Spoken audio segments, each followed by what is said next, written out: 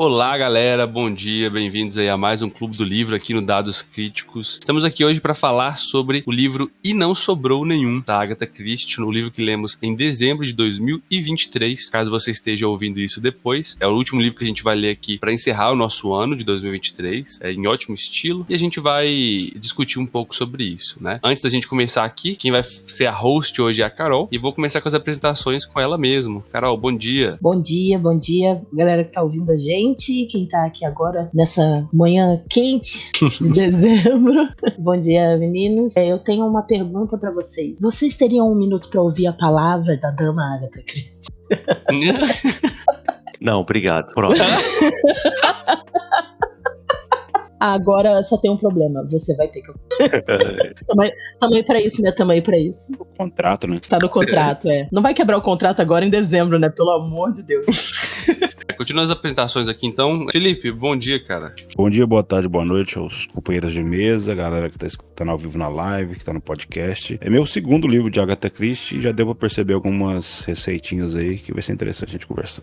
Teseu, bom dia. Bom dia. Eu tinha de cometer um crime, e mais ainda, não devia ser um crime ordinário, banal. Devia ser um crime fantástico, alguma coisa estupenda, fora do comum. A esse respeito, ainda tenho, acho, uma imaginação de um adolescente. Eu queria alguma coisa teatral, impossível. Eu queria matar, sim, eu queria matar. Mas por mais incongruente que isso possa parecer a alguns, o que me refreava, estorvava, era meu sentimento inato de justiça. Os inocentes não deviam morrer. É nóis, bom dia. Bom dia, já começa jogando a citação na cara. Melhor personagem, só falo isso. Que isso, não. Melhor personagem. Não. Aí, velho, já vamos começar a levantar as bandeiras aqui. É isso então, Carol, a palavra tá com você. Vamos aí discutir esse livro aí. Então é isso, eu brinquei ali com um minuto pra ouvir a palavra da dama Agatha Christie, porque eu sou fã da Agatha Christie desde criança, e isso já faz bastante tempo. E então eu já li uma boa parte dos livros que ela escreveu sob o nome de Agatha Christie, né, sem ser sob o pseudônimo, que ela escreveu alguns também. Então eu acho que nada mais justo do que a gente começar falando sobre a autora. Eu tenho várias anotações aqui, se vocês quiserem perguntar alguma coisa ou acrescentar mais alguma coisa que vocês tenham lido de curiosidade, me falem, certinho? Certo. Agatha Christie nasceu em 1890 e faleceu aos 86 anos em 1976. Ela viveu 2 casamentos, um com o aviador Archibald Christie, que deu pra ela o nome famoso, né? E depois com o arqueólogo Max Mallowan. Ela teve uma única filha, a Rosalind, com o Christie, e trabalhou como enfermeira nas 2 grandes guerras. Ela deixou um legado de 66 romances policiais, 6 romances não policiais, 150 contos e outras coisas, né? Peça de teatro, participou de adaptação cinematográfica dos filmes dela, dos livros dela e por aí vai. Foram mais de 2 bilhões de livros publicados. Ela só é superada pela Bíblia e por Shakespeare, ainda hoje. Seus livros foram publicados em mais de 100 idiomas, o que torna ela a escritora mais traduzida de todos os tempos. Ainda. Cacete. Esse livro que a gente leu, né, e não sobrou nenhum, ele foi escrito em 1939, no início da Segunda Guerra. E ainda hoje ele é o maior best-seller de crime do mundo e é um dos livros favoritos da autora, que deu um trabalho danado pra ela escrever. Eu não sei se vocês ouviram o audiobook ou se vocês leram, mas no audiobook tinha uma nota falando sobre como foi esse processo pra ela. E eu achei muito legal, porque ela diz que é um dos livros favoritos, porque deu muito trabalho pra fazer, pra amarrar toda a ideia, né? O primeiro livro que ela escreveu foi O Misterioso Caso de Styles, e ela escreveu porque a irmã dela, eu não lembro se ela era mais velha ou se era o irmão, tá? Vou ficar devendo essa informação aí. Mas ela escreveu porque a irmã fez um desafio pra ela. Ela duvidava que a Agatha pudesse escrever uma história de crime, de mistério que fosse boa.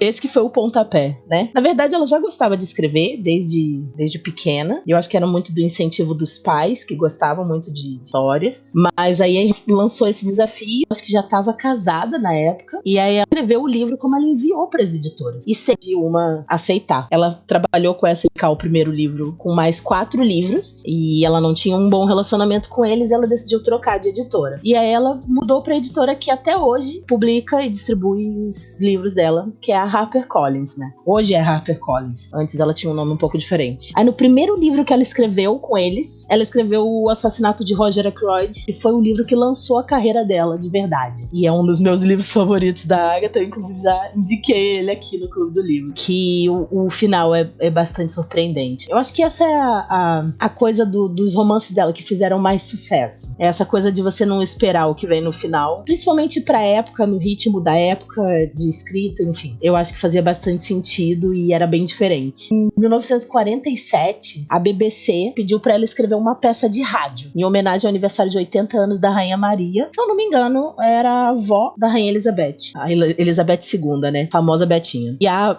Rainha Maria, ela era muito fã da Agatha. Aí a Agatha foi lá e escreveu. O livro a peça era Três Ratos Cegos. Inclusive eu tenho o livro, né? Três Ratos Cegos e Outras Histórias. E essa peça de rádio, ela deu origem a uma peça de teatro, que o nome é A Ratoeira. E ela é considerada uma das peças mais antigas do mundo, porque ela vem sendo interpretada ininterruptamente, quer dizer, quase ininterruptamente, desde 1952. Ela segue sendo apresentada hoje ainda. O único momento que eles pararam foi durante a pandemia, por motivos óbvios, né? Em 71, ela foi condecorada pela Rainha Elizabeth, né? Elizabeth II, com o título de Dama Comendadora da Ordem do Império Britânico. É o equivalente feminino ao Sir. É a dama. Antes de morrer, ela escreveu as histórias com as mortes dos seus personagens principais, né? Os principais detetives, o Poirot e a Miss Marple, pra garantir que ninguém usaria os personagens dela. Usaram. Mas ela escreveu e a ideia era, tipo, guardar pra que não fosse publicado antes da morte dela. Mas um deles ela publicou antes e o outro foi publicado 2 anos depois da morte. Basicamente é isso. Caramba. Resumindo, assim, um pouco da carreira dela. Sabe o que me chama a atenção em todos esses autores, galera? É que, tipo assim, todos eles, por mais bons que sejam, não eram, em grande maioria deles, não eram esses gênios que se tornaram super escritores quando estavam começando, né? E muitas editoras recusam as obras dessa galera, qualquer que seja, velho. Então, tipo assim, muitas vezes isso me mostra assim, uma lição até de humildade, né? Porque a gente fica pensando que essas entidades, a Agatha Christie, o Tolkien, não sei quem, como se eles já fossem essa pessoa que ele se tornou, essa pessoa desde mística, sempre, quase, né? Desde sempre. Não é, né, velho? É uma construção que a pessoa também vai aprendendo à medida que vai fazendo. E é muito questão de testar também, de tentar, de insistir, né? É muito isso, né? A perseverança, eu acho que é importante. Muito louco isso. Sim. E eu li o Misterioso Caso de Styles também. E não é realmente um dos maiores livros dela, sabe? Era o livro que ela tava começando. Ela tava botando no papel ali, criando personagens que foram muito icônicos depois, com o passar do tempo, e botando ali coisas que eram vivências dela. Tipo, o método a arma do crime foi veneno. Então ela tava ali trabalhando como enfermeira, em contato com médicos, com remédios, com venenos, e ela aprendeu bastante sobre os efeitos. E isso, tudo que ela viveu, ela acabava aplicando de alguma forma nas histórias que ela escrevia. Tanto de conhecimento técnico, quanto de experiência de vida. Que, no fim das contas, todo mundo faz, mas como ela escrevia histórias baseadas no mundo real, né? Então é muito mais fácil usar as próprias referências de existência. Vocês têm alguma questão sobre a autora? Alguma dúvida? Então, o título original desse nosso livro, ele tinha uma certa palavra que eu não posso pronunciar por causa da Polícia Federal. A motivação dela ter usado essa palavra, Carol, você sabe se era por motivos racistas ou só por qual o motivo que ela usou essa palavra? Na verdade, não sei. Na verdade, eu não sei. Eu imagino que não, mas foi também, de fato, uma escolha ruim. Sim. Porque, na verdade, tinha a ver com as figurinhas, né? Os bonequinhos, com o conto. Mas eu não sei se o conto infantil era daquela forma. Eu encontrei ele na internet algumas vezes como Ten Little Indians. Esse foi o segundo nome, mas o né? primeiro era a N-Word. O que também não Ele também bom. não ajuda muito, né? E aí eles mudaram pra soldados, né? Os soldadinhos, o que ficava mais... Evita processo. Não só por isso, porque eu acho que essa não era uma preocupação da galera daquela época. Né? Foi alterado porque realmente não fazia sentido, não é uma coisa que faz sentido com a história. Era só um título, porque na história não se fala nada sobre isso. A primeira versão do livro que eu li esse livro também, isso foi uma releitura aqui, eu tava, acho, no primeiro ano do ensino médio, isso tem bastante tempo, acho que tem mais de 10 anos aí. Era com esse título original, era um livro daqueles antigos, sabe, amarelinho já. Eu até mandei acho que lá no grupo do Clube do Livro, eu tinha o eu tenho o livro, né? Antigo, com o nome antigo, a capa se despencando de tão velho que ele é. Mas é isso. Não acho que seja com o objetivo de nenhum cunho racista. A gente percebe em alguns dos personagens, e depois a gente vai falar um pouco mais sobre eles, esse tipo de comportamento, mas não é uma coisa, e a gente volta numa coisa que a gente vem falando desde o ano passado, né? É a descrição de um comportamento racista, mas não é uma escrita racista, sabe? Pelo menos é essa a impressão que eu tenho. Não estou passando pano pra ninguém. Eu perguntei porque eu achei curioso mesmo quando eu vi o título original, e eu lembro que eu também, quando eu li criança, mas não criança, né, mas mais novo, tinha a tradução em português, mas também era usando a palavra com N, então... Então, tanto na leitura do livro antigo, com esse outro título, né, sem adaptação, e depois, eu não percebi nada assim que fosse nesse sentido, igual o Carol falou, né? Era uma questão que tava ali, eram soldadinhos, né? Não eram soldados. E aí, beleza, ia acontecer, mas fora a música e a descrição das criaturinhas, nada que fosse realmente relevante, né? Novamente, você vê isso em alguns personagens, né? A gente vai falar depois de alguns, imagino, quando o cara deixa os nativos da Amazônia lá e tal, trata como se não fossem pessoas, mas é algo que ela tá problematizando. Inclusive, os outros personagens problematizam, né? Esse comportamento, né? Tanto que ele tá lá pra ser, entre aspas, julgado, né? E assim, o louco, né, é que, pelo que eu tava pesquisando, porque isso me interessou também, Teseu, me pareceu ser muito mais uma questão editorial, assim, tipo, vamos mudar aqui pra se adequar, né, ao que editorialmente a gente acha que é adequado à nossa sociedade, mas também, lógico, uma questão mercadológica, né? Um livro com um título desse não ia vender tanto. Não, hoje em dia, depois de 2010, esse livro não venderia mais. Exato. Ela ia ser cancelada igual a autora do Harry Potter foi, né? Mas a autora do Harry Potter, bom, não vamos falar sobre isso aqui, mas ela tá totalmente errada. A Agatha Christie, teoricamente, tá certa. Ela segue aí falando merda, viva. A sorte da Agatha é que não tem Twitter, então não dá pra gente ter 100% de certeza, mas aparentemente ela não era racista. Não, eu vou te falar que recentemente eles levantaram uma polêmica aí nos TikTok de livro, YouTube de livros da Agatha Christie, gordofobia e tal, então, cara, ninguém está incólume, não. Eu já vi os caras falando até do Tolkien, pô. O maluco escrevia sobre fada que tocava música e criava o universo, e a galera tava falando que ele era... Ele era, né? Ele não era, mas a história dele era racista em alguns pontos por causa de como a história com os orcs e tal, mas não vem ao caso aqui. E aí a gente volta para aquela questão que a gente já levantou mais de uma vez aqui também, do produto da sua época, né? Exato. Da localização, do autor, da cultura local. Eu acho que nada justifica, mas faz com que as coisas tenham um pouco mais de sentido. Exato. Eu acho que assim, de uma forma ou de outra, é importante a gente fazer essa reflexão, tipo, beleza, o produto da sua época, ele usava isso e tudo mais, mas o próprio fato de já fazer isso, já é assim, é pensar pra além, sabe? Porque muitas vezes só se reproduz algumas coisas, produto de sua época, então tá liberado. Então, não necessariamente, né? Você entende o porquê que foi usado, como que foi usado. Tem gente passando pano pro Lovecraft, é isso. Nossa, e eu já vi umas pessoas famosíssimas na internet passando pano pra ele, tá? Mas é isso. Tem um comentário, um vídeo que eu vi ontem, do PH Santos. Eu fui procurar uma indicação pra ver um filme que eu tava procurando ver se compensava ou não. E ele falou um pouquinho que às vezes a gente não dá devido valor ao trabalho do editor. O editor muitas vezes tá lado a lado, às vezes, com o autor, pra fazer um livro ser bom, bom no sentido de durar vários anos, muito por causa disso. Às vezes o editor, ele dá tipo um palpite, não, porque você não muda esse sentido, inverte esse sentido aqui e tal. Então, às vezes, faltou talvez nessa primeira editora, nesse primeiro aí, talvez um tato do editor também. Que às vezes a gente não enxerga, como a gente tá dentro da história, a história vem da nossa cabeça, a gente tá com aquele, vamos dizer assim, né, aquele viés bem centrado. Vem uma pessoa de fora que pode enxergar de uma forma diferente, tá? Vou dar um respaldo. Eu fico vendo um pouco o pessoal lá da Jambô comentando, né, principalmente na época lá que eu tava estudando os livros do Leonel. E, cara, eu acharia que seria legal no livro ter uma página, igual tem o prefácio, os agradecimentos, ter a página do editor, sabe, dele falando. Ele não precisa descrever, né, ponto a ponto o que ele fez, porque também, né, não prejudicar o autor, de certa forma, mas falar as contribuições dele, sabe? Eu ajudei a adaptar alguns capítulos pra ficar mais fácil a leitura, eu regionalizei alguns termos por causa disso, alguma coisa assim, sabe? Pra gente, porque quem tá de fora não sabe o que o editor fez. Pra Sim. gente, o livro que a gente tá lendo foi 100% escrito pelo autor. Uhum. O máximo que aconteceu foi ele ter pedido a alguém que é mais especialista na língua que ele produziu pra corrigir alguns erros ortográficos, repetição e tudo mais. Sim. É o mesmo caso que a gente viu lá do Eragon. Qual que foi o trabalho? Tipo assim, quanto que a mão do editor pesou nesse livro aqui? Quanto Exato. foi, não é? Sim. Que é importante a gente saber.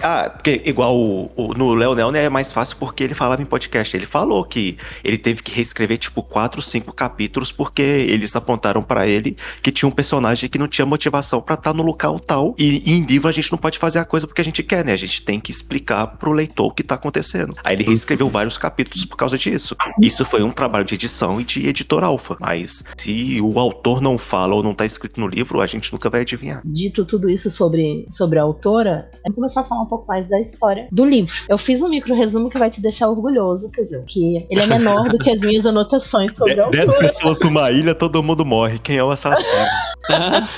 É basicamente isso.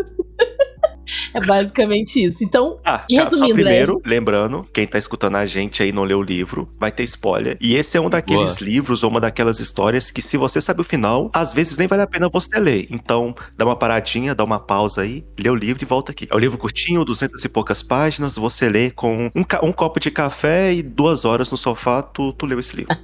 Eu vou discordar da parte de que às vezes nem vale a pena ler, porque pra mim foi uma releitura e foi muito interessante reler sabendo quem era o culpado. Eu tinha esquecido quem era o culpado. Mas assim, eu já contei pra vocês também, esse livro ele tem uma situação chata comigo, porque eu li sem querer a última página. Sabe quando você pega o livro ao contrário e ao invés dele abrir na primeira, ele abre na última? E tava o nome lá. Eu nunca mais esqueci o nome. Que ódio. E a experiência ficou esquisitíssima pra mim, porque eu não sabia o que ia acontecer, mas eu sabia quem era. E aí eu fiquei assim, mas não morreu todo mundo? Ele literalmente, ele só mostra, né, tipo, quem ele só assina, só dá o nome no última frase mesmo, né, a última palavra. Sim, a última palavra do livro é o nome do assassino. E eu li. Muito bom, Carol. Parabéns. Parabéns. Foi feito exatamente pra punir essas pessoas que olham a última página. É, exatamente. Exato. Agatha Christie visionária. Tem muitos autores que fazem isso. Eu acho que se eu fosse escrever um livro, eu faria a mesma coisa. Tu quer saber a última página, não quer? Então toma aí, ô bonitão. Aí. Eu sou o destruidor de mundos aí pra você, ó. É, bem isso. Mas enfim, resumindo o livro, eu fiz uma pesquisa extensa sobre a sinopse dessa história e era tudo uns negócios gigantescos, assim, eu falei, gente, vamos reduzir. E aí eu montei a minha aqui, com base nisso. Então, assim, 10 pessoas, elas são convocadas por motivos variados pra passar uma temporada numa ilha que tava super badalada, né, a tal da Ilha do Soldado, a convite dos misteriosos anfitriões, senhor e senhora Owen. Já na primeira noite, eles foram surpreendidos por uma voz que parecia vinda das paredes, lançando sobre eles acusações de crimes que a maioria deles afirmava não terem cometido. Que um ou outro confirma, né? Só enquanto tem eles um estavam... confirma. De início, né? Um diz que foi um acidente, o outro confirma assim, eu fiz isso. Enfim, enquanto eles estavam processando esse acontecimento, veio a primeira morte. Essa e as outras mortes que se seguiram são relacionadas de forma meio macabra a um poema infantil, no qual 10 soldadinhos saem pra fazer algo e um a um vão ficando pelo caminho até não sobrar nenhum. A partir daí, os dias seguintes são de suspense, tensão, onde todos podem ser suspeitos ou vítimas. E vítimas, no caso, né? Porque no fim, enfim, é isso, de resumo da história. Um adendo aqui, que bela localização, tradução do poeminha, tá? Nossa, ficou bem massa. Dos soldadinhos? Fazer essas rimas em português aqui é embaçado, mano. Eu imagino. Porque eu não vi como é que é a estrutura dele em inglês, né? Mas tá muito bem encaixado mesmo. Inclusive, eu tinha colocado a minha citação pra depois, mas eu acho que vale colocar já aqui o conto, né? O poema infantil. Uhum. No caso, isso tem no quarto de todos os 10 convidados, né? Os 10 habitantes da Ilha do Soldado. E tem na mesa da sala de jantar também as figurinhas, né? Dos soldadinhos. 10 soldadinhos saem pra jantar. A fome os move. Um deles se engasgou, então sobraram sobraram 9. 9 soldadinhos acordados até tarde, mas nenhum está afoito. Um deles dormiu demais, então sobraram 8. 8 soldadinhos vão a Devon passear e comprar chiclete. Um não quis mais voltar, então sobraram 7. 7 soldadinhos vão rachar lenha, mas eis que um deles cortou-se ao meio, então sobraram 6. 6 soldadinhos com a colmeia, brincando com a fim. A abelha pica um, então sobraram 5. 5 soldadinhos vão ao tribunal ver julgar o fato. Um ficou em apuros, então sobraram 4. 4 soldadinhos vão ao mar, um não teve vez. Foi engolido pelo arenque defumado, então sobraram 3. 3 soldadinhos passeando no zoo, vendo leões e bois. O urso abraçou um, então sobraram 2. 2 soldadinhos brincando ao sol, sem medo algum. Um deles se queimou, então sobrou só um. Um soldadinho fica sozinho, só resta um. Ele se enforcou e não sobrou nenhum. É macabro. É cabuloso. E tem uma questão também aí, né, que é uma questão de tradução, que é essa questão do arenque, né?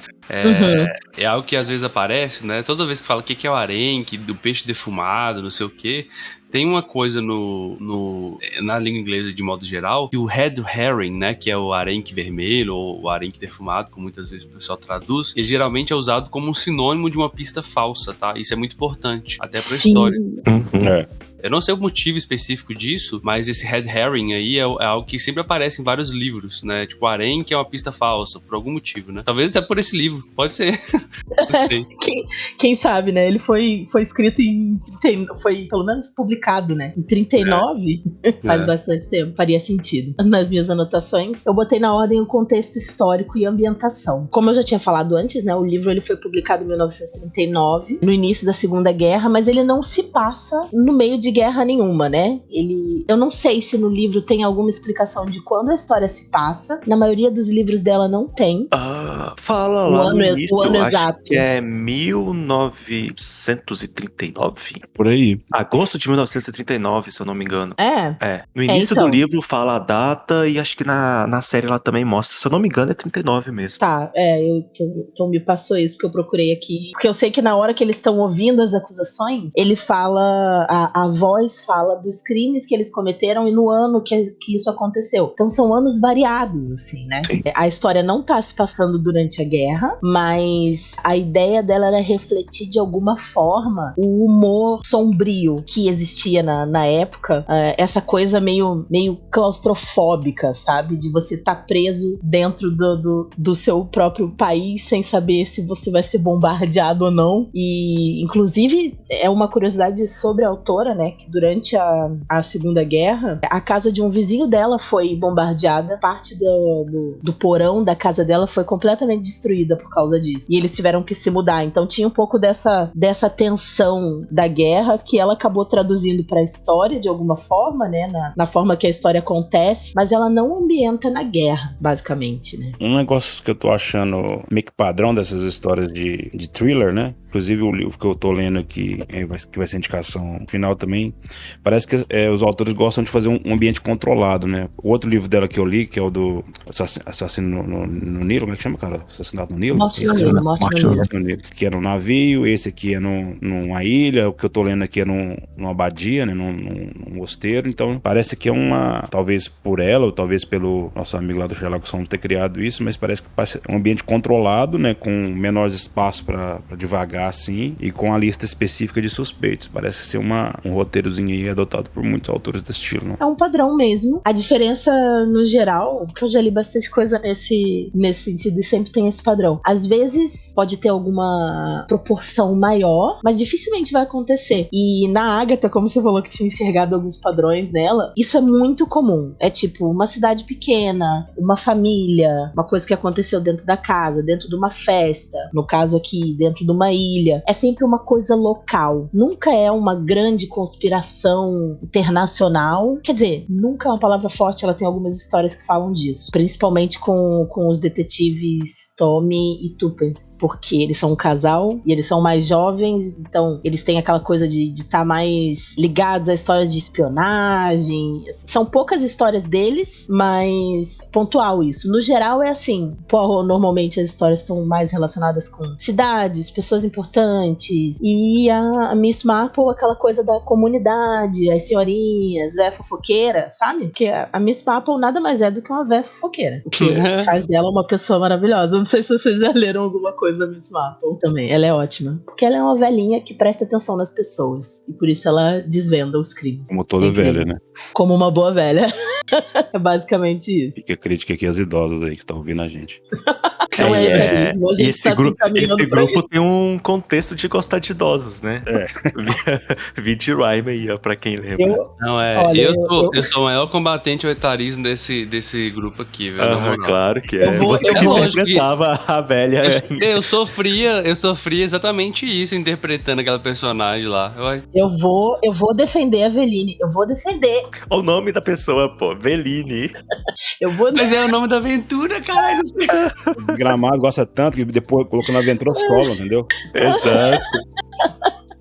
É isso, gente. Mas eu vou defender a Veline, que podia não fazer muito, mas ela fazia, tá? Vocês podiam ter um NPC que não fazia nada e que vocês não iam ter que carregar. Mas enfim, voltando pra história. De contexto histórico, o que eu anotei foi basicamente isso, porque na verdade ela não fala muito sobre o período que eles estavam vivendo, mas fala bastante sobre os costumes da época. A coisa de... considerando os personagens, né? Tem... que aí a gente já pode entrar inclusive neles, né? Tem um general da guerra, tem o moleque boêmio que tava sempre nas festas, a secretária, o mordomo, a cozinheira. É uma estrutura que era comum na época para pessoas de condição. Sim. Eu anotei aqui a lista dos personagens, né? Legal que a luz elétrica lá é de gerador, né? Isso me chama atenção. Sim, a questão de contexto histórico e ambientação era mais forte nesse sentido, né? Da tecnologia da época. E aí eles falam que a casa era super moderna. E aí você vê pelas descrições da casa, você fica assim... moderno. Bem claro que não tinha passagem secreta. Não tinha passagem secreta. Isso é coisa de casa antiga, moderna. Ó, leitor, não tem passagem secreta. Não é essas histórias que você vê gente passando, viu? Sim. Falou várias vezes. Eles procuraram várias vezes lá. Não, o Philip, se ele pudesse, ele cavava aquela ilha toda e mudava ela de lugar só pra ter certeza que não tinha mais ninguém na ilha. Com certeza. Aí no final morreu por cegado. Parabéns. Não, agora eu preciso trazer. Você falou dele cegado. Eu assisti a série muitos anos depois. Inclusive, recomendo, né? O Teseu, coitado, me ouviu recomendar 1000 vezes. Eu vi, depois de 2 anos de insistência da Carol. Eu assisti ontem. É curtinho, né? Nem sabia que era 3. série, vocês falaram, tava de boa aqui em casa, falei, vou ver. 3 episódios de 50 minutos, rapidinho. Pra mim é uma das melhores adaptações, apesar deles mudarem algumas coisas ali, acrescentarem umas coisinhas ali, ó. O diálogo no final me incomoda bastante. Sim. Mas o encerramento é muito melhor do que o do livro. Desculpa, Agatha.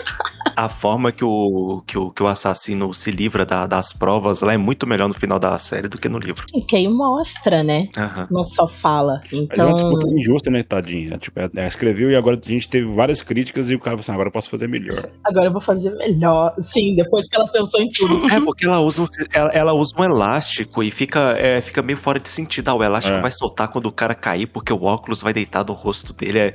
Eu falei, porra, e ninguém achou esse elástico na arma, não?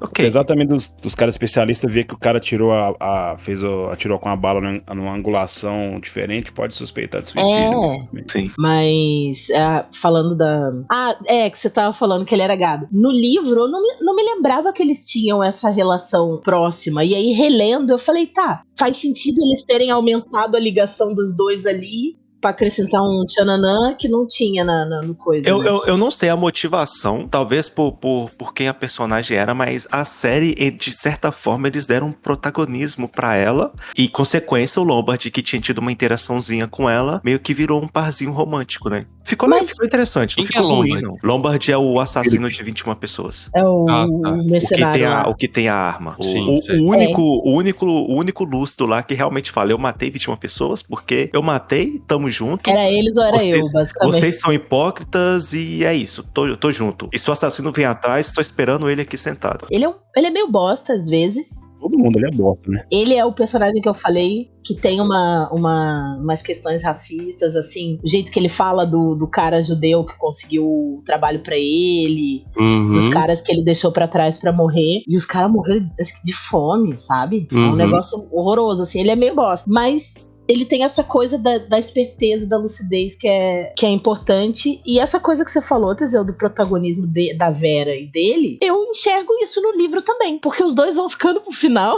Basicamente, eles vão ficando, né? Mas é porque, pra mim, eles mudaram alguns aspectos. Por exemplo, o Armstrong, ele não é tão psicótico no livro, assim, até no finalzinho ele começa a ficar louco, né? Porque Loucão. todo mundo fica louco, mas assim, desde o início na série, ele é tipo, caralho, esse cara é médico aonde, gente? Esse maluco tá mais pra um bêbado, ele é loucaço. Sim. E xinga, do nada ele perde o controle, ele eles fizeram ele bem mais...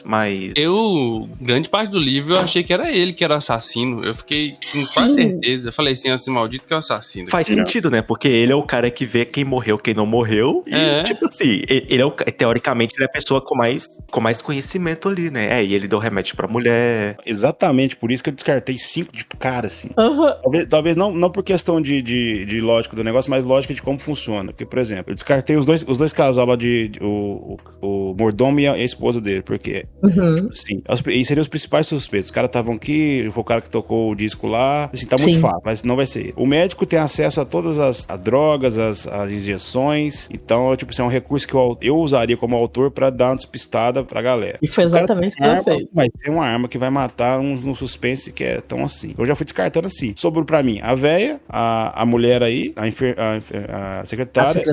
E o nosso amigo lá, o juizão, né? Porque também o cara da Scotland Yard, ex-guerra também, tipo assim, ok. Aí eu fiquei com os 3. Aí quando eu vi lá que um cara morreu com machadada, eu falei assim, não vai ser essa véia nem a pau, que ela não tem nem calo na mão, então nunca pegou no machado. Sobrou só a tricota, que é uma beleza. A menina e o nosso amigo lá, o juizão. Aí eu fiquei com os 2. No final vai dando a entender que é o Lombard, porque sempre que descreve o juiz, fala, ele é todo corcunda e não sei, apesar de falar que ele tem olhar de serpente e tal. Descreve, assim, ele fala que ele é o vilão desde o início, mas em nenhum momento, ao mesmo tempo, fala que ele é o vilão. Aí a gente pensa, ele é o juiz, então todo mundo olha pra ele como se fosse um carrasco, de boa. Deixa eu só listar os personagens aqui, pra gente contextualizar a galera que tá ouvindo. Eu vou falando deles na ordem que eles apareceram no início da história, que foi conforme eu fui anotando. Tem o juiz Lawrence Wargrave, ele diz que recebeu uma carta de uma amiga convidando ele pra passar esse período na Ilha do Soldado. A Vera Claythorne, que é a secretária, ela foi contratada pela tal da Nancy Owen. Inclusive, a jogada do nome, chega uma hora que você fala assim, cara, isso é óbvio. Mas é por causa do nosso conhecimento, da nossa vivência, né? Sim. No meio da tensão, você não percebe. E a pessoa tem que saber um pouquinho de inglês também. Eu nem lembro como é que eles fizeram no livro em português, mas eu acho que eles ainda botaram fica em inglês, botaram em inglês e explicaram, né? Unknowing ficaria, né? E aí botaram como desconhecido. Falar pra vocês que eu curti isso, eu curto esses anagramas assim, cara. Legal, né? Eu acho massa. E tanto ele quanto ela, né? Ele era Ulrich Norman Owen. E a Una Nancy Owen. Enfim, aí tem o Philip Lombard, que é o mercenário. Pra mim, eu entendo ele como mercenário, né? Ele é um mercenário. Que ele foi contratado por intermédio de um conhecido pra poder ir pra esse lugar, se preparar pra confusão. Por isso que ele levou a arma. A Emily Brent, que é a personagem mais desagradável. Nossa, ela é... A véia solteirona. Ela é insuportável em vários aspectos, cara. Na série também, inclusive. Sim. Bom trabalho da atriz, inclusive. Nossa, você olha pra ela, você tem vontade de socar. E ela foi meio que enganada, porque ela achou que tava indo encontrar uma pessoa que ela conheceu num hotel, num veraneio, que se chamava Oliver. As pessoas confiam demais, né? Ela chegou, eu tô sem dinheiro, tem uma pessoa que eu tenho, pode ser fulano ou ciclano. Eu vou, né? É de graça mesmo, passar as férias numa ilha. Tá famosa no jornal, eu vi ali. Vambora. Cara, o matador de aluguel, todo mundo querendo pegar esse cara, o cara vai pra uma ilha pra fazer o quê? Não, só você levar sua arma. Lá você vai saber o que é. Cara, tem umas coisas assim que o pessoal foi muito na inocência, cara. Mas ela tinha que juntar 10 pessoas. Mas assim, eu não sei o quanto que isso é inocência ou o quanto também é a mentalidade da época. Porque, tipo assim, tem toda essa questão da aristocracia, cara, que eu tava falando antes de entrar aqui, eu tava terminando de ler o livro do Machado de Assis, né? Um pouco antes, no período período do tempo, do Brás Cubas, no caso, né? E tem toda essa questão da alta sociedade, né? Entre aspas, o povo ali. Assim, confiar um no outro, sabe? Ah, você aqui é de uma família nobre, você é um grande senhor, uma grande senhora, sabe? Vai pelo nome, né? Tem essa parada, assim, tipo, tá doido? Quem, em sua consciência de uma família nobre, vai fazer algo ruim, sabe? E a ilha era famosa porque tinha uma pessoa rica que fazia várias festas lá antigamente, né? Então, exato, é disso que eu tô falando. A mentalidade de hoje em dia é que, assim, gente ruim tem em qualquer lugar, né? A gente percebeu isso, né? Mas talvez na época não fosse tão claro isso, assim, né? Era a mesma coisa, né? Mas é como se, sei lá, a galera lá no Belvedere te chamasse pra passar as férias no iate com eles. Eu não sei, eles não vão querer me matar, né, velho? Eu sou só Referência muito localizada.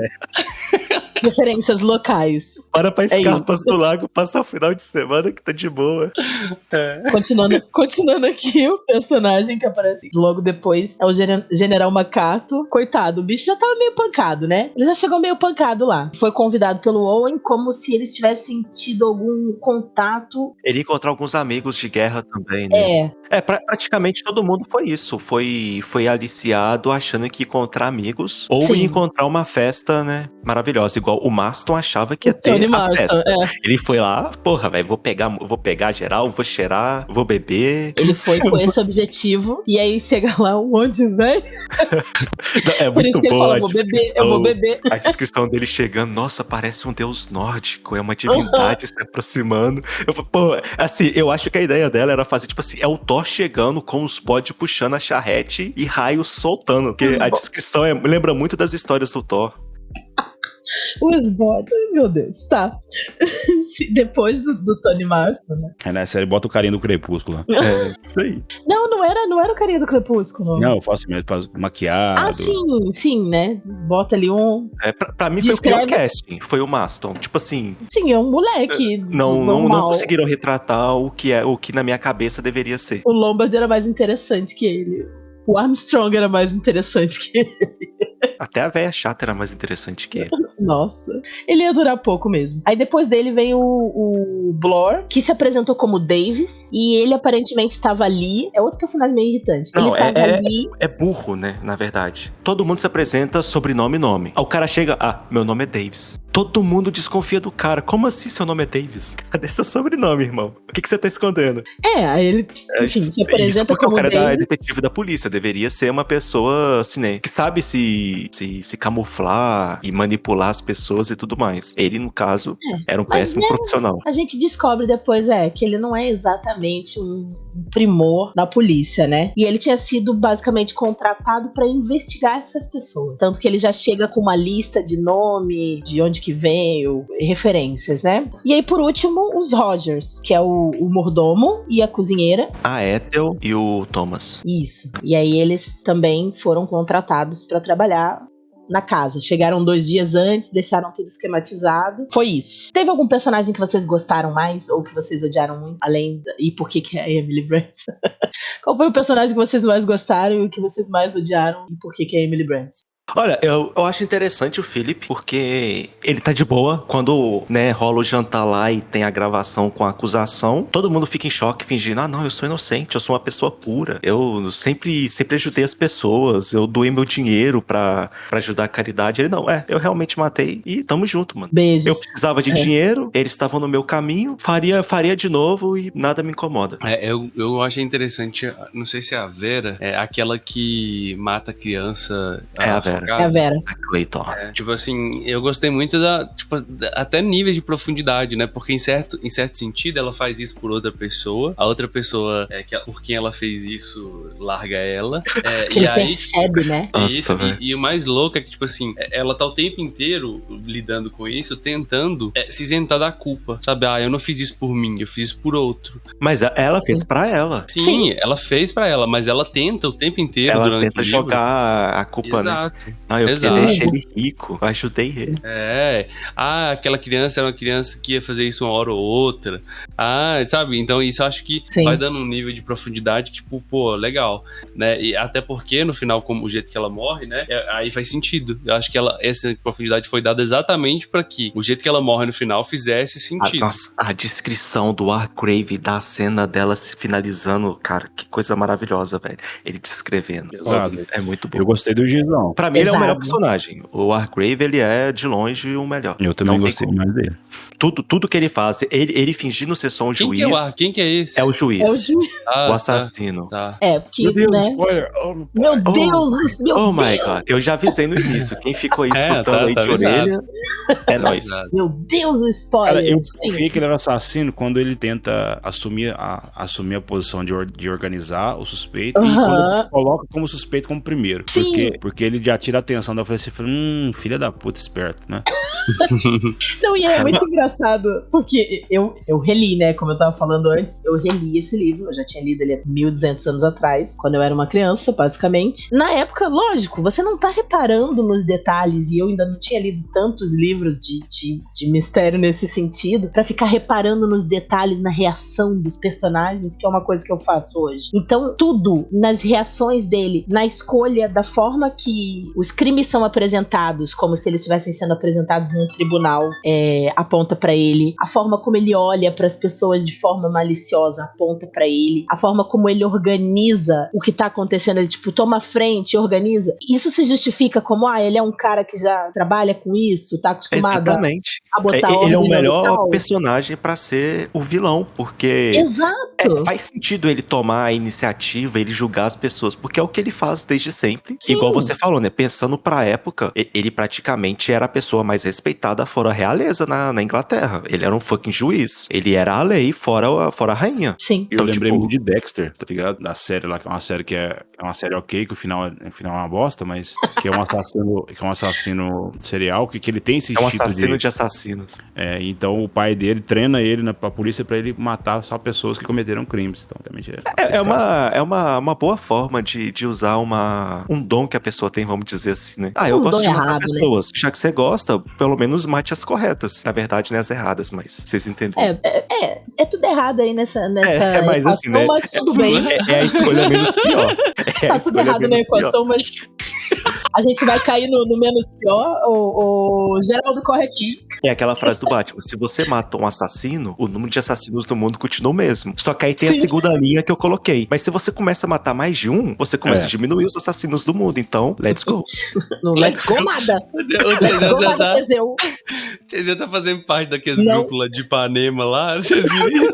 Os justiceiros. É meu próximo personagem aí de Cyberpunk vermelho, galera. Só tô entrando na pessoa. Tá. Tava começando a ficar preocupada já. Bom, relaxa. Só não veio pra Belo Horizonte, Carol. Vai tá de boa. Não, que isso? Porque, olha só, vocês estão vendo. Aqui tá de prova. É gravado aí, ó. Alô, Polícia Federal. Gravado. Essa voz é de IA, tá? Não sou eu. Essa voz é de IA. Ai, meu Deus. Tá, bom, nós passamos pelos personagens, a gente perdendo foco aqui. Eu não a ajudo ambientação, também, né? É uma casa, uma ilhazinha pequenininha. Acho que no livro não fala o tamanho, mas a ilhazinha ela tem tipo 4 km quadrados, talvez menos. Ela é bem pequenininha. Ela sim, parece considerando aquela ilha do Pacífico lá. Que eles conseguiram revistar a ilha inteira em um dia, né? Eu acho que muito grande não deve ser. Você pode trocar ele por um hospício, por um hospital, por um navio, que vai ser a mesma coisa, né? O ambiente ali é só um ambiente propício pra galera não poder sair, né? Controlado, tempestade, ilha, ninguém vai na ilha.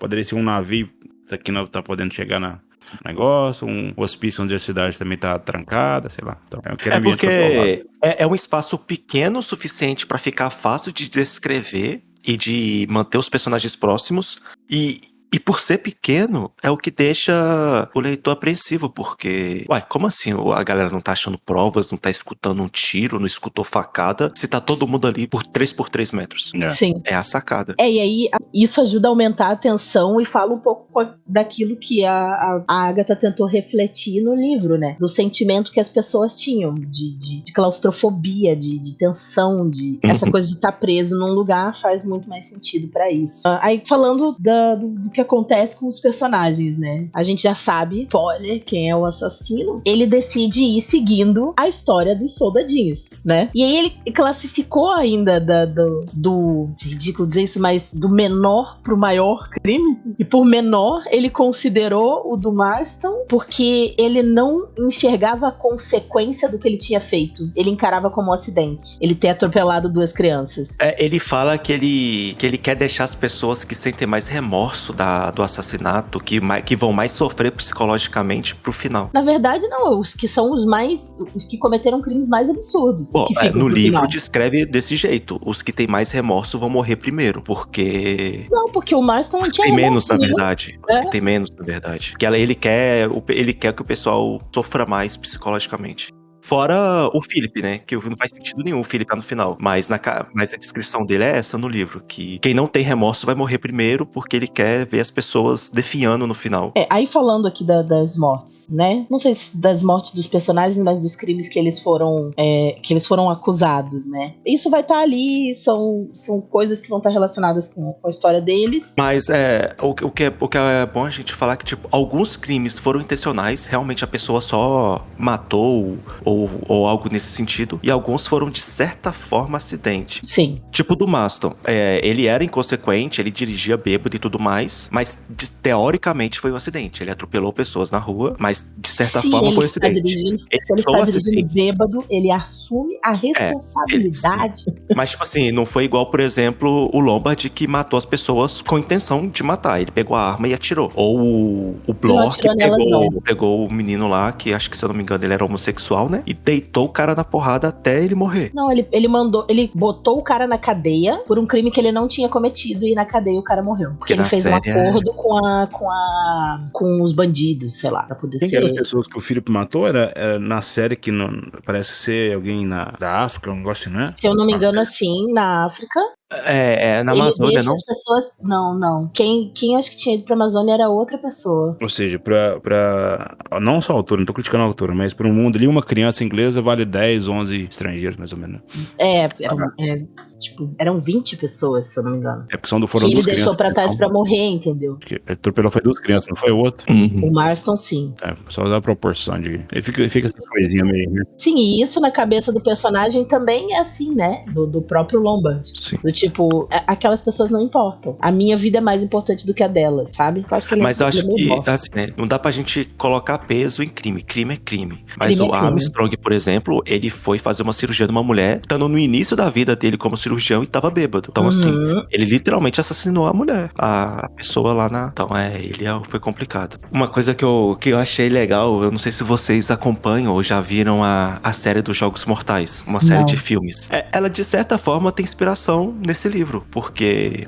O cara que faz os assassinatos, né? A motivação dele é um pouco... Não a motivação, mas o que ele quer alcançar é diferente. Mas o início é a mesma coisa. Ele tá com uma doença terminal e ele vê que ele não consegue lutar pela própria vida. Então o que ele faz ele pega pessoas que cometeram crimes ou fizeram coisas ruins na vida e botam elas no local pra ver se elas têm vontade de viver. E quem tiver, demonstrar que tem vontade de viver e é capaz de fazer tudo pra sobreviver, ele vai dar a chance dela sobreviver de novo. E tem um pouco disso no Hargrave, que é a mesma coisa. Ele, né, fez uma cirurgia lá. Eu não lembro qual é a doença dele, mas ele fez uma cirurgia pra tentar curar. E a cirurgia não foi boa. E ele só vai morrer. Aí ele resolve fazer esse último ato de justiça, né, segundo ele. Porque ele só mata quem é culpado. Ele não mata inocentes. Ele mesmo fala, né, que ele...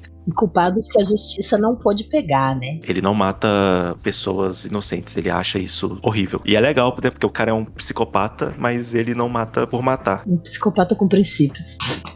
Ele descreve lá, né, que o prazer dele era ver os condenados serem enforcados, que era como era naquela época, né, pelo menos no contexto do livro. Se você é condenado, você era enforcado. De crimes nesse grau, claro, de assassinato e tudo mais. Sim, deixa eu seguir. Então, ritmo, narrativa, passagem do tempo, o que vocês acharam? Eu gosto. Acho que foi legal. É um dia praticamente, né? Tá um pouco mais de um dia, acho que é um dia e meio, se eu não me engano. Todo o desenrolar. Não, Carol. São mais dias. Eles chegam no dia 12 morre um, eles dormem. Eu acho que chegam a uns 4 dias. Acho que eles dormem várias 4, vezes. 5 dias. Uns 4 ou 5 meses. Meses? É tipo um final de semana. Mesmo. Né? Não, mesmo. Não, mas eu não lembrava que era muito dias, não, porque eles chegam, acho que no dia 12, aí tem as primeiras mortes à noite, aí já na segunda noite já é quando o Armstrong é morto, pô.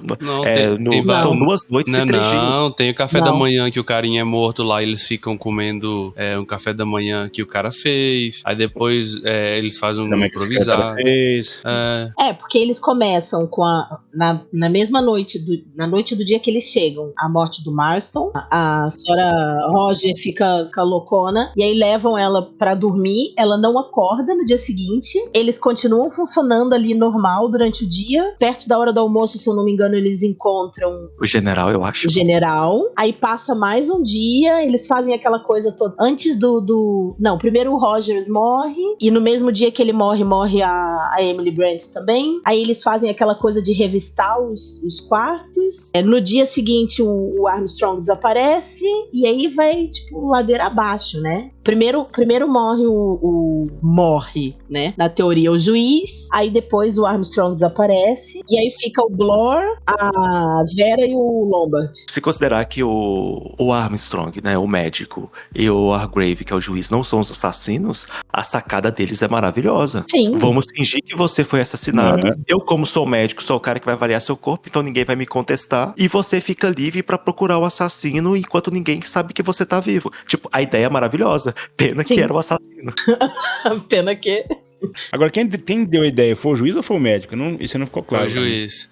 Tipo assim, o juiz apostou, pelo que ele conta, tipo assim, ele não deu a ideia claramente, mas ele foi incentivando a ideia, porque ele fala assim, que dada a personalidade do médico, ele nunca ia desconfiar de alguém de alta classe como um juiz. Exato. Então, ele usou disso, né, e foi tendo proximidade pra criar essa relação onde isso parecesse. Tanto que, assim, ele nem tinha... ele ficou avaliando aquele dia que ele for sentado lá, quem talvez ele poderia usar pra fazer isso, né? Esse tipo de conluio. E o Armstrong mesmo, ele pensa, né, que o único cara confiável ali é o juiz, porque ele conhece o juiz, sabe do histórico dele, e apesar dele ter ficado famoso por aquele cara que ele condenou sem terem provas concretas, que depois descobriram que realmente era culpado, o juiz sempre tinha feito a coisa certa, né? Então fazia sentido o médico acreditar no juiz, e tem aquela coisa lá que os dois eram, teoricamente, as pessoas mais inteligentes, então eles deveriam se aliar, porque, né, eles eram a nata da sociedade. O louco e o assassino, a nata da sociedade. A nata da sociedade. Só contexto pra galera que tá escutando aí, como começa a morrer todo mundo, tem essa conversa entre o juiz e o médico, eles falam assim, tal se a gente fingir a morte de nós dois e tentar pegar o assassino por trás, assim, vamos dizer assim. Então, só que o que ele não sabia, o que o médico não sabia, é que o juiz era o assassino. Então, por isso que ele... Então, tipo, ele deu álibi pro juiz. Ele praticamente se condenou ali porque ele abraçou a ideia do juiz. Esse é o momento que o mestre pede assim, rola um teste de intuição aí você tira 1. Você excelente. confia cegamente nele. Só que é aquela rolagem secreta, né? Que o jogador não sabe. O jogador, ele gritou, porra, eu tô abafando. Show. Você tem certeza absoluta de que ele tá sendo sincero. Eu sou Sherlock Holmes. Lá nós temos um Sherlock Holmes. É importante. Eles demoram, tipo assim, né, eles ficam presos na ilha, eles até chegam a fazer sinais pra pedir socorro. A ilha é próxima da costa, mas tem uma tempestade acontecendo que impossibilita o cara do barco se aproximar lá dele. Porque a ilha era assim, se eu não me engano, né, ela não tinha rádio, só que o carinha do barco, ele ia todo dia lá na parte da manhã, ele levava comida, as correspondências e pegava qualquer pedido ou coisa que o pessoal mandava. E fazia isso todo dia. Mas ele recebeu também uma recomendação pra não ir, porque tava acontecendo algum tipo de brincadeirinha. Ia ter uma festinha lá. Só que ele desconfiou, que não era, né? Ele desconfiou porque era um grupo de pessoas completamente aleatório, que não fazia sentido. O cara vê uma senhora de idade, um cara com uma muleta, fala, o que vai rolar aqui, meu Deus? Porque ele tava acostumado só com a nata da sociedade lá, festeira, participando da ilha, né? Sim, levar gente famosa. Fixa uma bíblia. Um senhor de idade, caralho, que festa que é essa? Ele tava acostumado com aquele errado. livro lá, Nossa, qual que é o nome do livro, gente? Que tem até aquele filme do Leonardo DiCaprio. O Grande Gatsby. Isso, ele tava acostumado com as festas do Gatsby. E aí do nada aparece um monte de velho aposentado. Ele, uai, o que essa galera vai fazer? Uns tipos estranhos. E aí, né? Enfim, e aí, além disso, né? Além da tempestade que aconteceu, o Narracote, que era o barqueiro, ele tinha recomendação pra não ir. E ainda disseram pra ele, e o gato não suspeitou, era que não é pra dar atenção nem se as pessoas pedirem socorro, porque faz uma brincadeira. É porque já falaram que eles iam fazer tipo alguns jogos, né? E aí ele suspeitou por causa do conjunto de pessoas. Aí, só que ele não pôde ir quando eles mandaram pedir de socorro por causa da tempestade. Aí ele chegou assim que a tempestade acabou. Mas Tá, todo mundo morto. quando ele chegou, Too já late. tinha sido too late. Uma coisa que me incomodou foi a questão de usar, né, a cantiga aí e os soldadinhos. Não isso, né? Isso foi uma tacada, né, genial pra mim ali. Só que a mulher já desconfiou já na segunda. Tudo bem que a mulher tava meio assim, né? E como é mulher, né? A galera lá da alta sociedade. Então, eu falei assim, o que essa secretária tá falando aqui? Mas não a partir sei da se quarta né? morte... Ela tá sendo histérica, A partir da quarta morte, o soldado médico também já começa a desconfiar. E ninguém tenta fazer um plano, os intelectuais, a galera, pra tentar pegar esse assassino baseado no que seria o próximo, entendeu? Mas talvez seja uma crítica. Talvez é uma crítica, tipo assim, beleza, o pessoal se diz tão intelectual, mas nem pra fazer isso, sabe? Pode ser isso também. Sim. E também é aquela ideia de, isso é óbvio, mas eles estão sob pressão, né? De ter um assassino entre eles, então... Eu lembrava, Felipe, exatamente disso, que quem tinha reparado no desaparecimento dos soldadinhos era a Vera, mas Sempre no livro ela. a primeira pessoa que chama atenção pra isso é o Roger, o mordomo. E aí ela é a primeira a surtar com isso. Depois que o Rogers aparece com o machado na cabeça, ela é a primeira a surtar. E aí ela começa a gritar, cadê a abelha? Onde é que tá a abelha agora? Porque nós vamos tudo morrer. Bem louca. E uma coisa que eu achei muito legal é que reflete bastante não só os costumes ingleses, mas o que se fala de ingleses em geral, é essa necessidade de ser controlado em qualquer situação. Então, tipo, eles tinham acabado de encontrar o Rogers com um machado de lenha na cabeça, e aí, beleza, vamos fazer o café da manhã. As mulheres vão pra cozinha, preparam o café, a Vera tá lá toda maluca. A Emily tranquilona, passando um chazinho dela. Todo mundo aqui, senta, né, na mesa. Não, a gente já tá todo mundo se descabelando. Inclusive, vamos sentar separado. Eu fico aqui na minha sala, com meu chá. Vocês vão fumar cachimbo lá fora. Ia dar uma briga do cacete. Pô, ninguém sai desse lugar. Isso aí é foda. Aqui no Brasil, tipo assim, pega uma corda, amarra todo mundo, ninguém vai pagar junto. Ia todo mundo ficar do lado de fora da ilha lá, meu filho. Um de frente pro outro. O que dorme morre.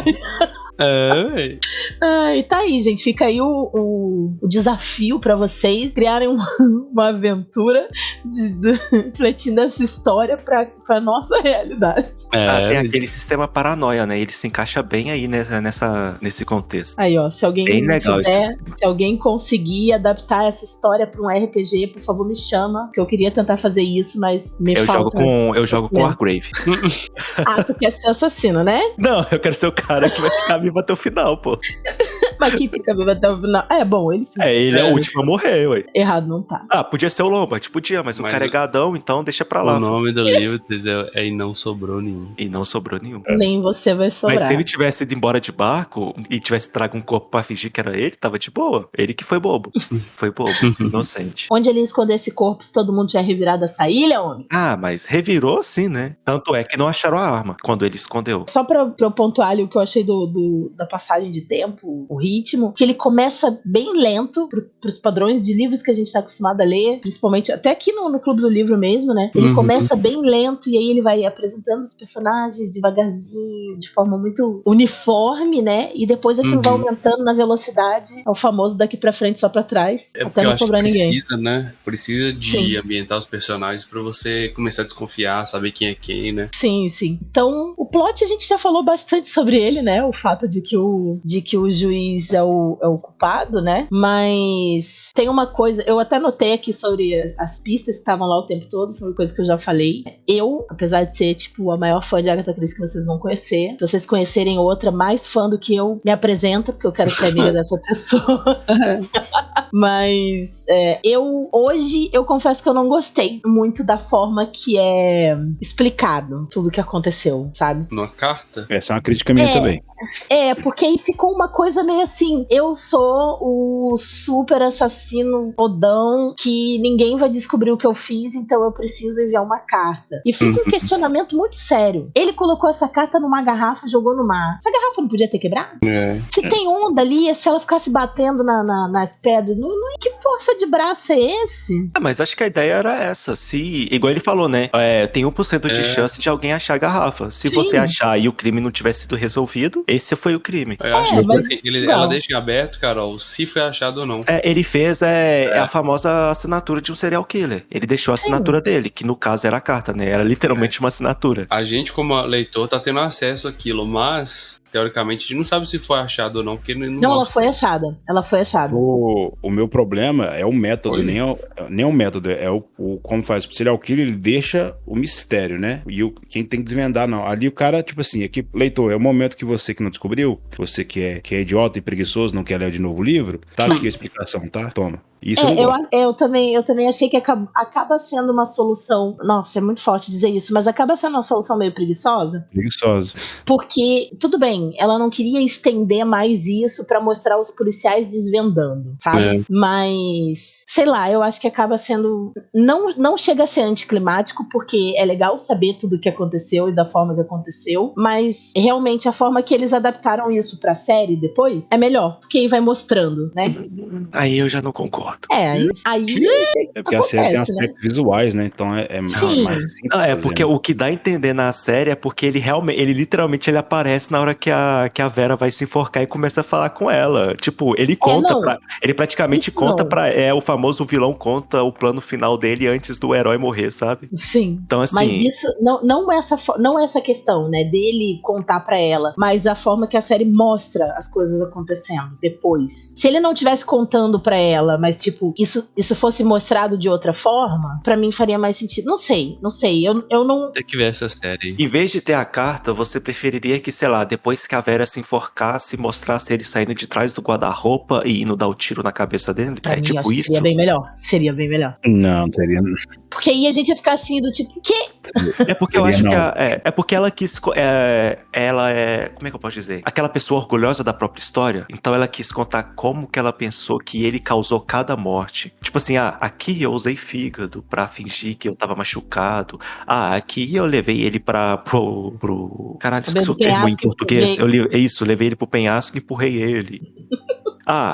Eu só deixei que a própria consciência dela e a sugestão de deixar a cadeira e a corda preparado, ela ia se enforcar por causa da culpa e não sei o que. Então, assim, eu acho que ela era só a pessoa que tava orgulhosa da própria história que escreveu. Aí ela quis contar como que ela pensou essa história. Sim. Eu acho que poderia, por exemplo, um personagem começar a ligar os fatos no final. Tipo assim. Sim, tipo um detetive, perceber que eles não revistaram direito o juiz, né? Tipo assim, perceber que o juiz que tava indicando as ações, meio que perceber. E quando chegar lá pra confirmar se o cara tá morto, ver que tava vazio e depois o cara, sei lá, assassinar. Tipo, isso era uma solução, mas eu também não sei se ficaria tão bom.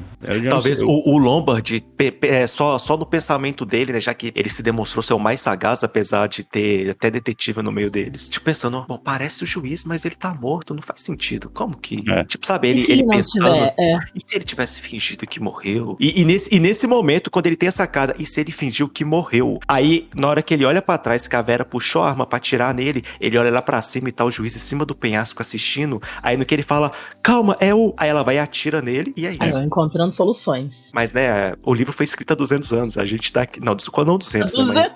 Porque você falou que ela é de 1800, na minha cabeça foi Quase automático. 100, quase 100. Mas já tem quase 100 anos. É de 39, se eu não me engano, novembro de 39. Então tem quase 100. Alguma curiosidade, gente, sobre... Ah, sim. Eu tava olhando o termo lá, o red herring.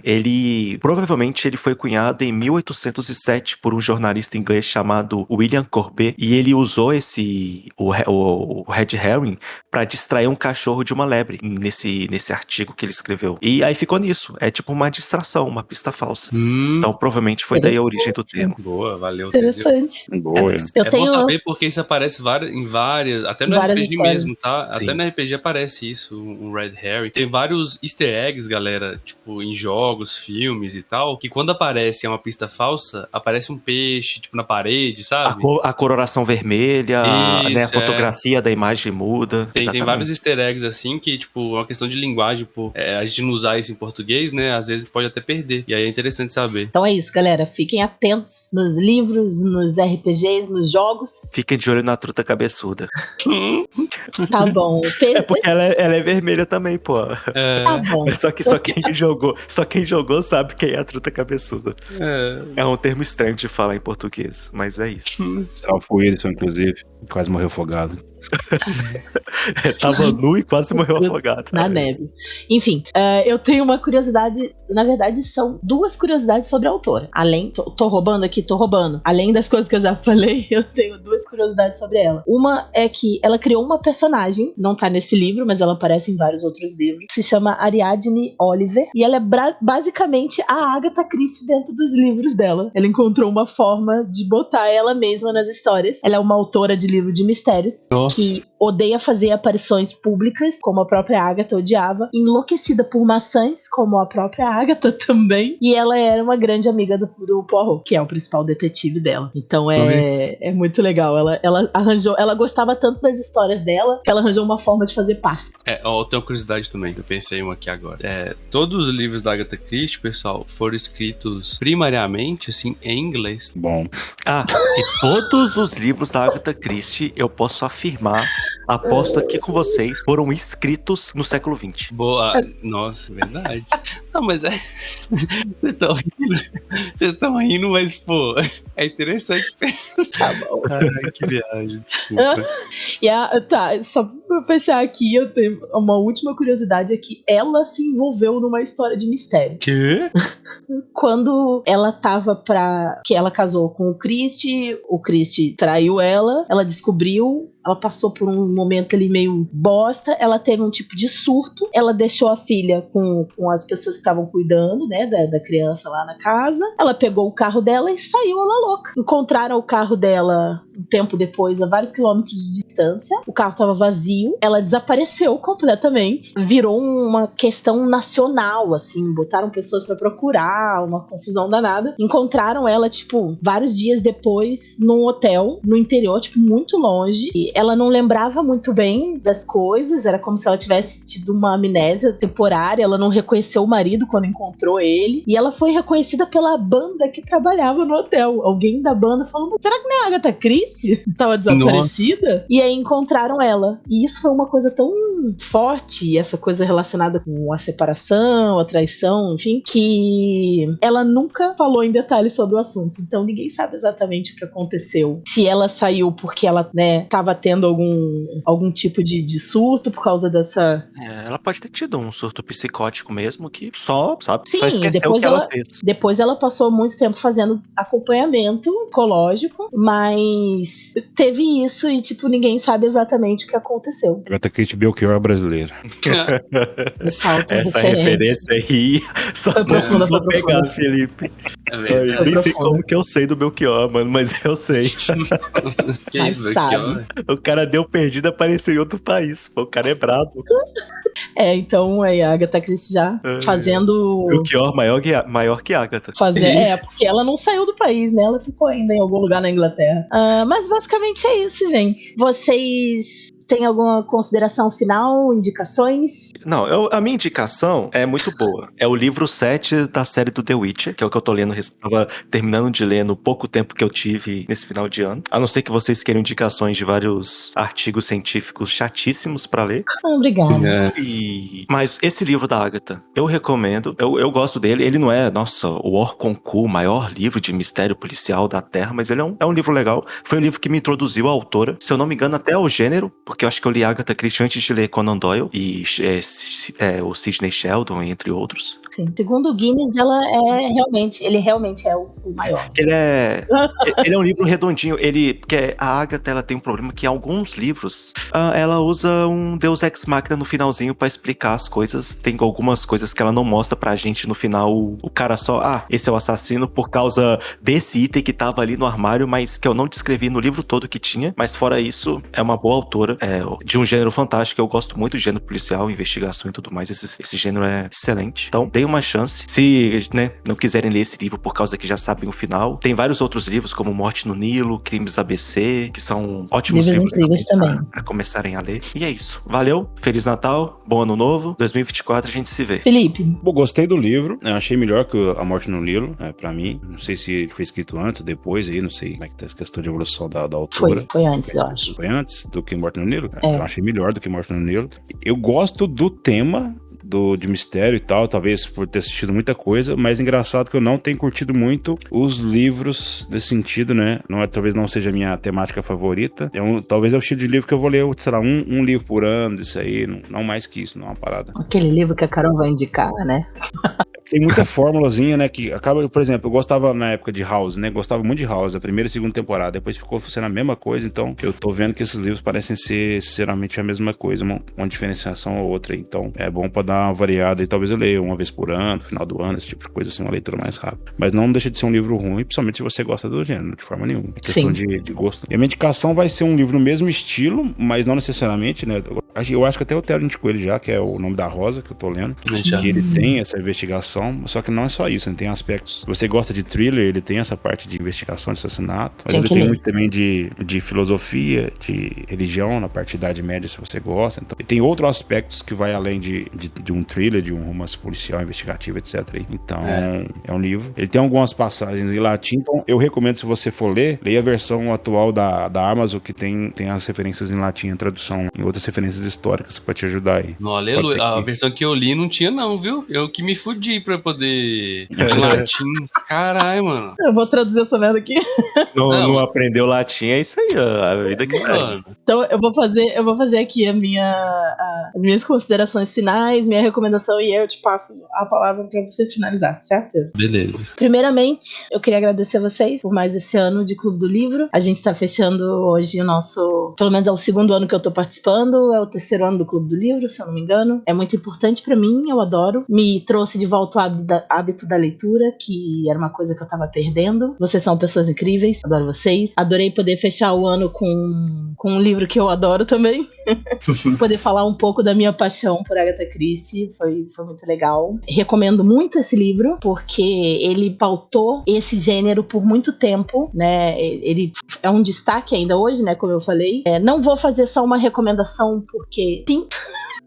Eu quero recomendar mais de um livro dela. Eu já tinha indicado O Assassinato de Roger Ackroyd. Eu vou reforçar a minha indicação, que foi o livro que lançou ela pra fama. É um baita livro, cidade pequena, uma fofocaiada danada, do jeito que eu gosto, troca de fofocas. O assassino é surpreendente, recomendo muito, muito. É um dos meus livros favoritos da Agatha. Vou recomendar Convite para um Homicídio, que é a minha história favorita da Miss Marple, que é a outra detetive dela. Acontece também o mesmo esquema, cidade pequena, acontece...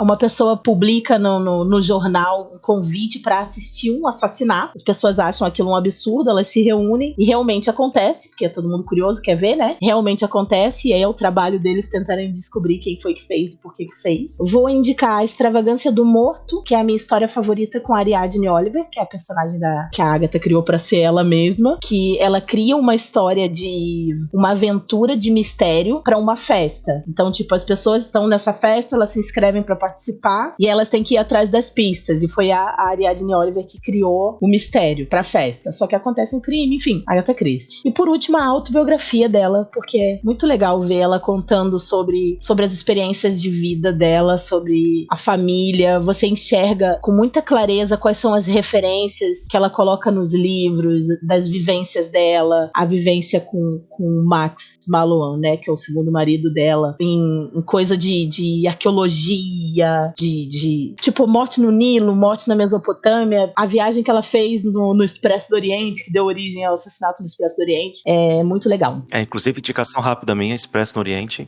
Pra quem viu esse livro que a gente acabou de falar no clube, ele tem uma conclusão diferente, como se fosse antagônica a essa, mas vou deixar assim. Quem ficou curioso lê e vai entender o que eu quis dizer. Sim, é isso. Acho que Obrigada. tem uma campanha de Cthulhu também no Expresso do Oriente, se não me engano. Tem. Nós estamos falando besteira aqui, mas... Se alguém for jogar, me chama. Beijo. Tem Assassinato no Expresso do Oriente. É uma das maiores, né? Junto com o Dinheiro Latotep, né? As máscaras. É isso. Gente, queria agradecer a vocês, assim como o Carol fez, né? Pelo parceria no Clube do Livro, quem nos assiste ao vivo nesse domingo e quem nos ouve depois no futuro no podcast. É uma jornada incrível, essa jornada de leituras, e obrigado aí pela participação de vocês. Alguns recados rápidos, tá?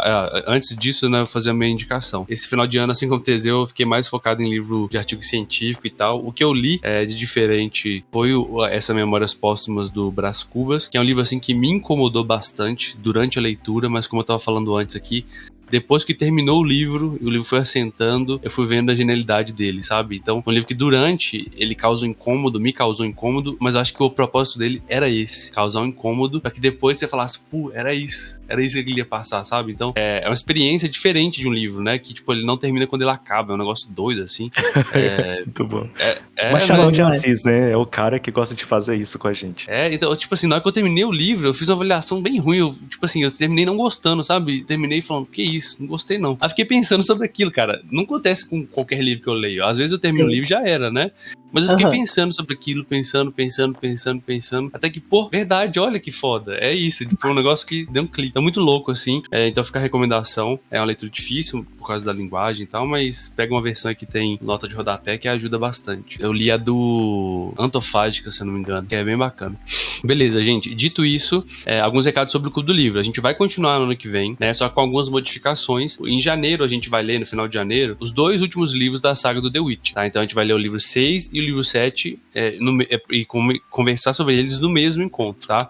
Então quem quiser acompanhar conosco aí em janeiro, final de janeiro, meu presente de aniversário vai ser esse encontro aí. Olhem com cuidado, porque tem o 8º livro, mas ele é no passado, ele não faz parte da saga principal, é o 6º e o 7º, não é o 8º. Isso aí. Muito bom, porque o último é dividido em 2, né? Sim. Então tem uma versão que é dividida em 2, então é o 6º e o 7º. É a Torre da Andorinha e a Dama do Lago. A Dama do Lago, isso mesmo. Então é isso, pessoal. Aí, a partir de janeiro, a gente vai dar uma pausinha, né? Espero que breve no Clube do Livro, pra gente voltar e conseguir publicar todos os podcasts lá e ficar em dia. E a partir daí, a gente vai voltar a cada encontro, né? Fazer uma votação ali entre a galera do clube, qual vai ser o próximo livro, né? A gente já conversou isso aqui, não vou ficar dando detalhes não, mas já tem um método que a gente estabeleceu aqui e a gente vai testar nesse próximo ano. Dito isso, galera, queria desejar um Feliz Natal, Feliz Ano Novo pra todos vocês, né? A gente tá aí em dezembro, finalzinho. Obrigado novamente por essa jornada. Continue aí no Dados Críticos, sigam o canal, sigam as redes sociais aí da galera também. Um grande abraço pra vocês. Tchau, tchau. Tchau. Falou.